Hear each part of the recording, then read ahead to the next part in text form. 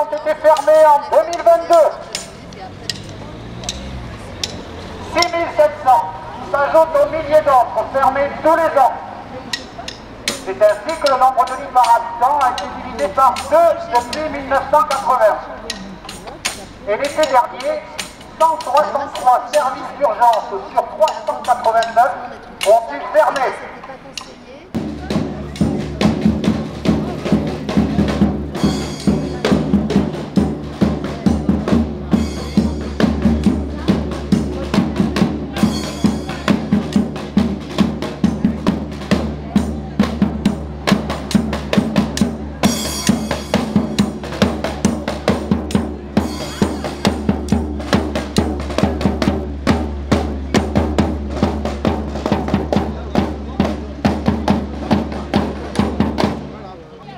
La colère gronde dans nos campagnes.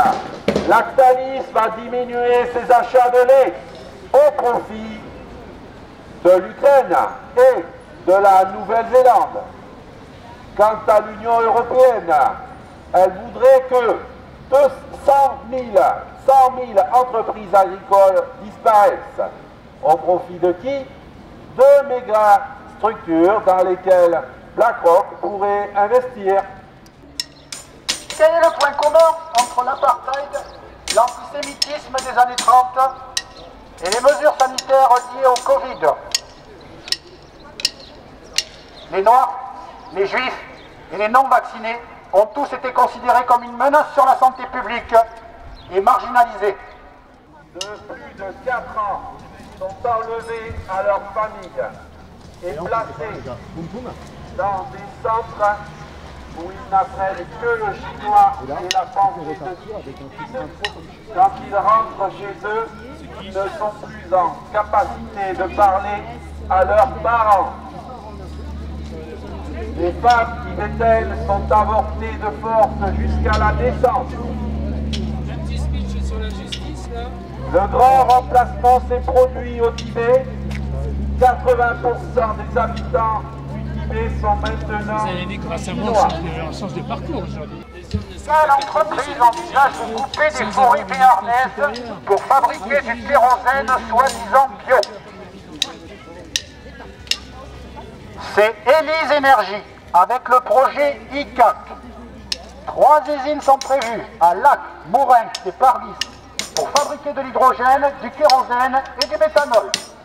Le collectif Touche pas ma forêt pour le climat alerte sur les plus de 100 000 tonnes de bois par an nécessaires à la fabrication du kérosène, mais aussi sur l'électrolyseur démesuré ou sur les 4 millions de mètres cubes d'eau chaude rejetés dans le gaz. Et sur le fait que ce projet n'a rien de bio. Quel est le point commun entre le DDT et le PCB? Eh bien, ils font partie des plus de 30 molécules toxiques et cancérigènes que nous ingurgitons tous les jours. Quelle multinationale a commencé les forages dans un parc naturel et en convoite une dizaine d'autres?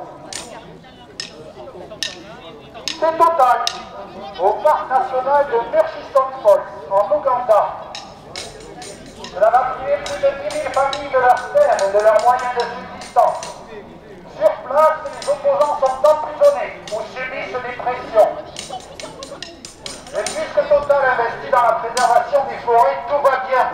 Inutile de regarder ce qu'elle fait vraiment à l'étranger.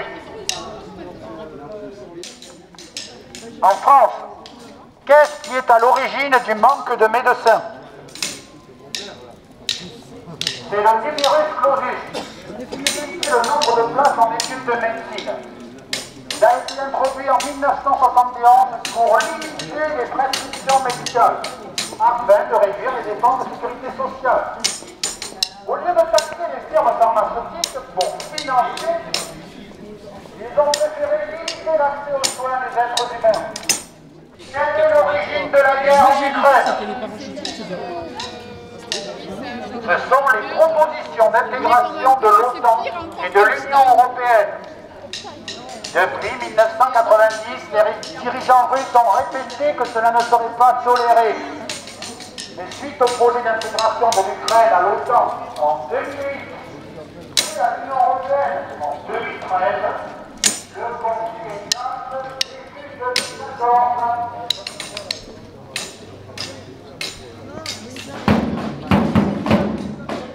Les multinationales peuvent payer aussi peu d'impôts en France malgré leur milliard de bénéfices. Grâce au prix de transfert. Aux yeux de la loi, le commerce entre entreprises d'une même multinationale est considéré comme un commerce entre entreprises différentes. Ce paradoxe légal permet de manipuler les prix de vente entre les filiales pour placer les profits à l'étranger, notamment dans les paradis fiscaux. Lactalis ne va plus acheter les mêmes quantités de lait aux paysans français au profit de l'Ukraine et de la Nouvelle-Zélande. Faisons venir le lait de l'autre côté du monde, c'est très bien. Macron est en train de signer, il veut signer en tout cas des accords de libre-échange agricole avec le Brésil, avec le Canada. On veut détruire notre agriculture française au même titre que l'industrie. Il ne nous restera bientôt plus rien à part un peu de tourisme, comme la Grèce.